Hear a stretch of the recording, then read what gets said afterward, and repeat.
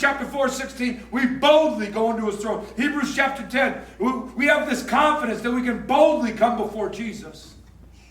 I heard the story in 1962 of Jack Kirby, who wrote the comic book, The Incredible Hulk.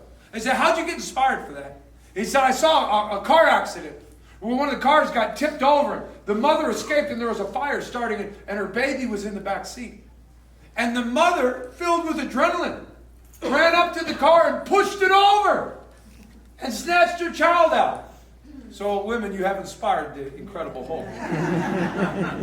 Not long after that, I read of another story in Quebec, a woman by the name of Linda Angelou. She was in a remote area. All of a sudden, this massive bear came out and ran into the car, and the car was loosened, and the door opened, and the bear was going to go for her children. She popped out of the driver's seat and stepped in that gap, and she started fighting a bear.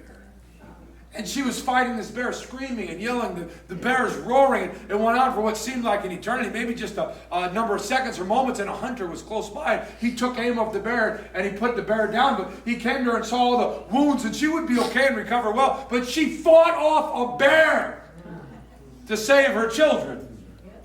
We like these stories of the Incredible Hulk strength to save a baby. But mothers, we honor you and we thank you because all the little days before. Life's not just made of the big days, it's made of the every days. Remember when I got to become a dad and hold my child for the first time? Little JL. Oh man, it goes too fast. He's like 18 now, man, going to college. God, I hate that thought. Little arms, little fingers coming out. All my kids had that jaundice pretty bad, so their skin's like bright yellow, you know. Looking at this wonderful kid. Back then they didn't have the Reuben blankets the same as they do now. So we had to go. Every day we had to go back to the hospital, every other day. So they'd check her Billy Reuben count. So the yellow would start to leave and kickstart the liver and put her in the sun. And she could only drink about an ounce. So every couple hours we had to feed her. Man, that kid could cry, man. I can still hear it. And man, my wife was a great mother. She'd get up and change that diaper, and the kid would herp up on her and change the shirt, and change the diaper and put her down for a half hour, doze off, and get every other day for months taking that kid to the hospital. Those are the days where I say, God, I thank you for such an amazing wife that's such a good mother. You know, all my wife's been through with her health. And then I think of the days where one kid had practice over here, another kid had practice over here, and a game over here. And just sit, push on that cane and get to that car and start driving a little bit just to get them to practice. I think, God, people don't know the sacrifices that mothers make.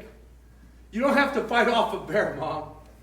Thanks for getting up early and making all those lunches, you know. Thanks for staying up late and praying for us. Thanks for doing all that you do and then making sure we got to church. And thanks for praying for us. Thanks for loving us. You understand? It's not the grand days that we need. It's the everydays. It's a mother that knocks on the door and says, I know the King.